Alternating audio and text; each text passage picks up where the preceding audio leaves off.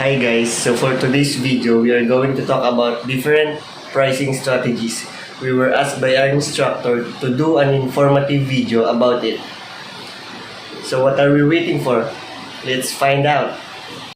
So guys, I went out and took several photos regarding about different pricing strategies. So here are the sample photos that I captured.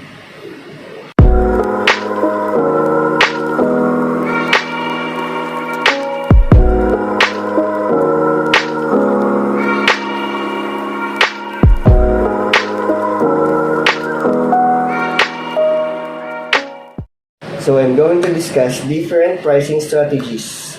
The different pricing strategies are price skimming, penetration pricing, cost-based pricing, value-based pricing, charm pricing, high-low pricing, freemium pricing, captive product pricing, optional product pricing, and last one is the decoy pricing. So those are the different pricing strategies that I am going to discuss right now. So before we discuss the different pricing strategies that we've talked about, let's first identify what is pricing strategy. Pricing strategy refers to the processes, methodologies used to set a price to a certain product or services. The pricing strategy depends on what type of business that you have. It's either the manufacturing of a product or a service business. It's either of the two. So you have to choose your price wisely because there are price margins that you have to follow according to the government. So the first pricing strategy that I'm going to discuss is the price skimming. Let's identify what is price skimming. Price skimming is a pricing method that many businesses use to generate profits to their business. It is a pricing strategy that sets the price of a product usually higher than its actual value. It is also a short-term strategy and a total opposite of the penetration pricing. The goal of this pricing strategy is to maximize the profit to its greatest extent. Usually, electronic companies use this pricing strategy to generate profits for their business, like Apple, Samsung, and Sony. So, I went out and go to PowerMac in SM to check out what is the latest launch product of Apple company. So here's the picture. Apple company uses this pricing strategy to maximize the profit to the greatest extent. And usually the Apple company, when they are launching a new product, the price of this product is actually higher than its actual value. They are doing that to generate profit. Then suddenly they will reduce the price of that product when the competitor arrives.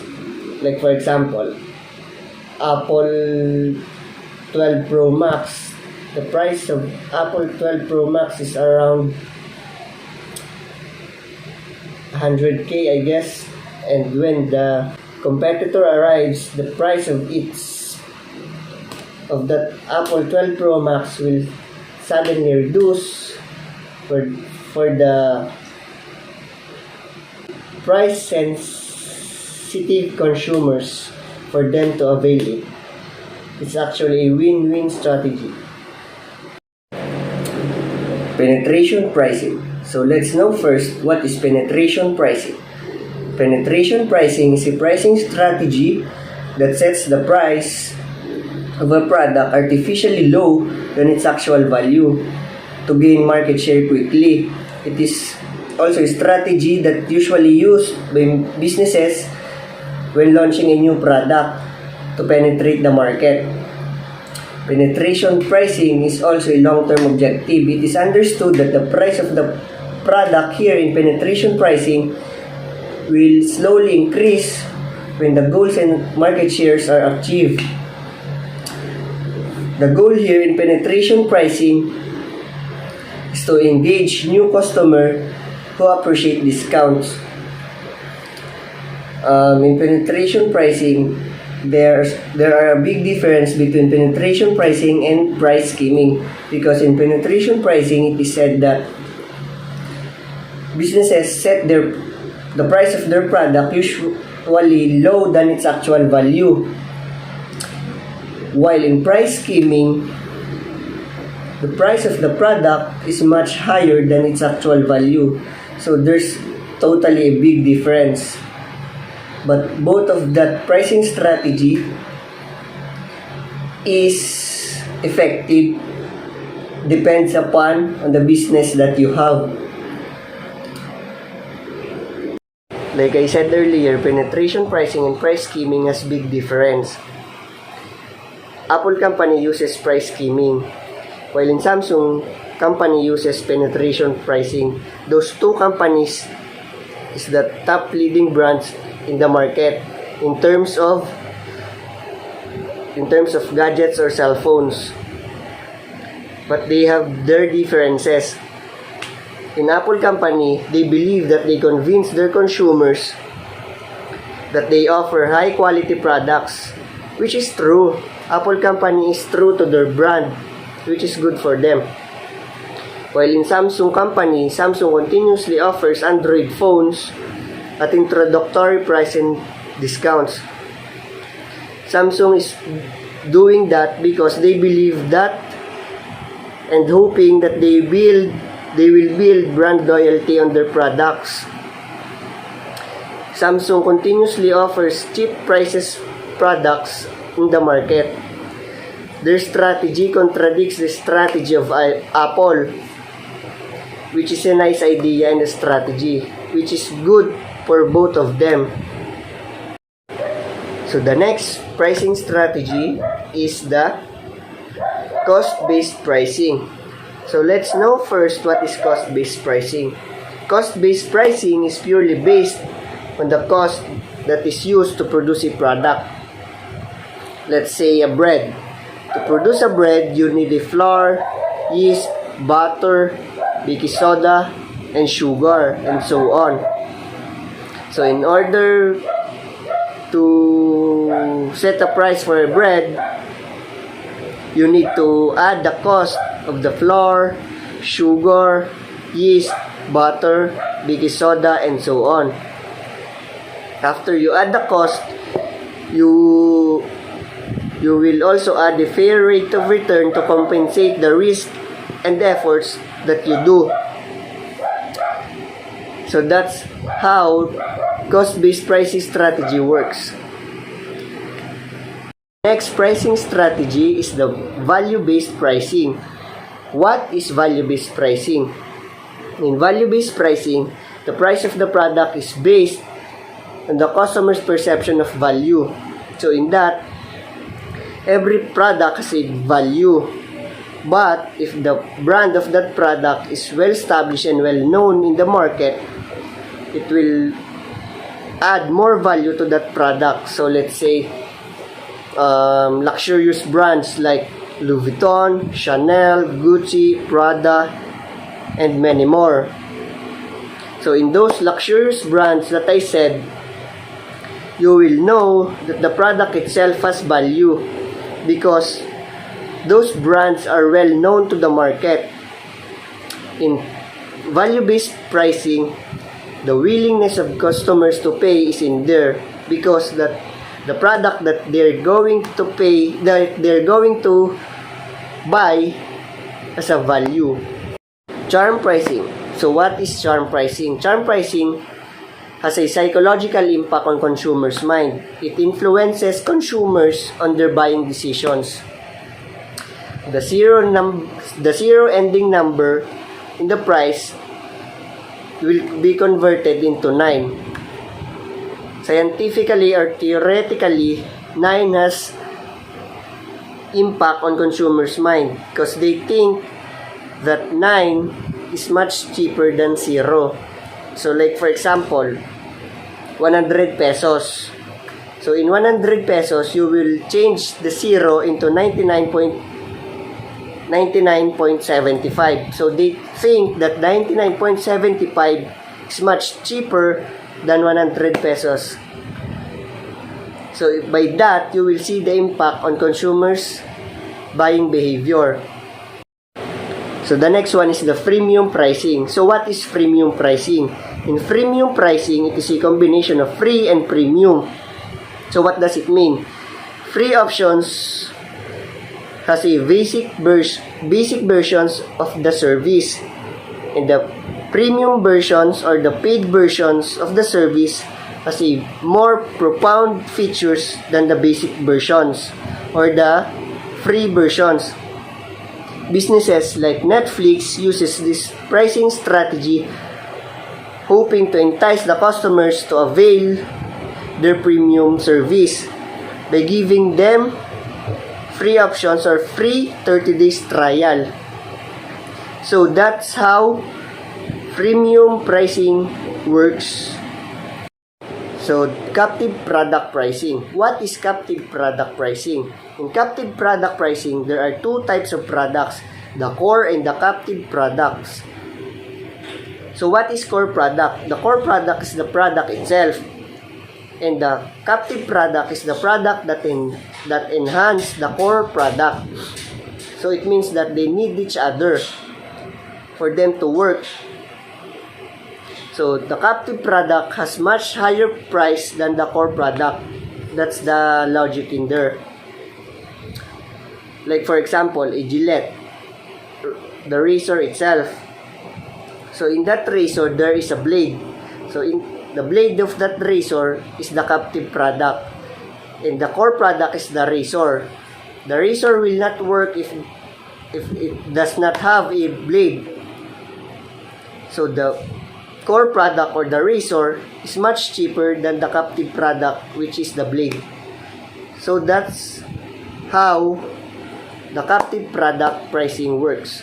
So the next one is the optional product pricing. In optional product pricing, there are two types of products, the base and the complementary product. They sound familiar with captive product pricing, but they are different in terms of complementary product and captive product. In captive product, the core product will not work without captive product. In the complementary product is only an option to the base product. So it means that the complementary product doesn't necessarily needed to the base product for it to work. It serves like more likely an accessory to that base product. So let's say when you buy a phone, you need a tempered glass or a case. So that tempered glass or case will serve as an accessory to that phone. They are the optional product. So that's how the optional product pricing works. So the next one is the decoy pricing. What is decoy pricing? Decoy pricing is a pricing strategy that force consumers to buy that certain product. Like for example, the Sagu has 3 sizes: the small, medium, and grande. So the decoy product there is the medium. The price of that medium is close enough to the price of the grande product. So as you can see, they are enticing consumers to buy the grande product. Hi, I'm Janjar Gabugamasbat from BSBE3 Marketing Management, and I'm here to present to you some pricing strategies that being used by some businesses around the world. First, the location pricing. In location pricing, a brand charges different prices for products or services at different locations. For example, the gasoline in Manila is more expensive compared in provinces like Batangas. Because in this pricing strategy, they adjust the price depending on the economy of a certain area, so that the customer can afford the product or service. Price skimming. Price skimming is a product pricing strategy by which a firm charges the highest initial price that customers will pay and then lowers it over time. Samsung uses pricing skimming strategy in regards to its mobile phones. When customer demand is high due to a new release, the price is set to attract the most revenue. And when the hype of their product ends, Samsung adjusts price points to suit more consumers in the market. Psychological pricing strategy. Psychological pricing is the practice of using the power of psychology to push consumers to spend. It's a joint effort of pricing, marketing, and sales to build an attractive offer that captures consumers' attention and makes the product so desirable that the shopper can't wait another day to buy it. I always experience this kind of pricing strategy in a clothing business, like Bench, Pen Shop, etc. The prices of their clothes is always $249, something like that. They reduces the price a little bit to make it look cheaper. In this strategy, the product will be more attractive for the customer, not just because it is a branded shirt, but also because it is way more cheaper than the premium pricing strategy. Premium pricing is the practice of keeping price of one of the products or service artificially high in order to encourage favorable perceptions among buyers, based solely on the price. Some manufacturers like Louis Vuitton deliberately set a high price for designer bags and wallets, hoping that the high price will create an impression of luxury good with better quality. And it is very smart move because majority of rich customers, they value more the price of the products than its looks. Value-based pricing strategy. Value-based price is a pricing strategy which sets prices primarily but not exclusively according to the perceived or estimated value of a product or service to the customer rather than according to the cost of the product or historical prices. One of the businesses who uses value-based pricing is painting. The customers pays the artwork based on who made the artwork or the painting. Vincent van Gogh's paintings was one of the example of the most valued and expensive artwork in the business, and you can sell it for over $1 million. Competitor-based pricing strategy. Competitor-based pricing is a pricing strategy in which a company sets the price of product after observing the competition. However, this strategy does not cover initial costs and only takes into account the selling price of the rivals' products. One of example of competitor-based pricing strategies between Jollibee and McDonald's. Both brands compete against each other over pricing, quality, and features, and their prices remain similar, although Jollibee is slightly cheaper than McDonald's because Jollibee wants to keep it affordable for the customers. Competitive bid pricing strategy. A competitive bid is most commonly associated with a proposal and price submitted by a vendor or service provider to a soliciting firm for a business opportunity involving products or services. One of the example of business or job that uses competitive bid pricing is engineer. In competitive bidding, they offer their lowest price to the customer. They lowering their price until the deal closed.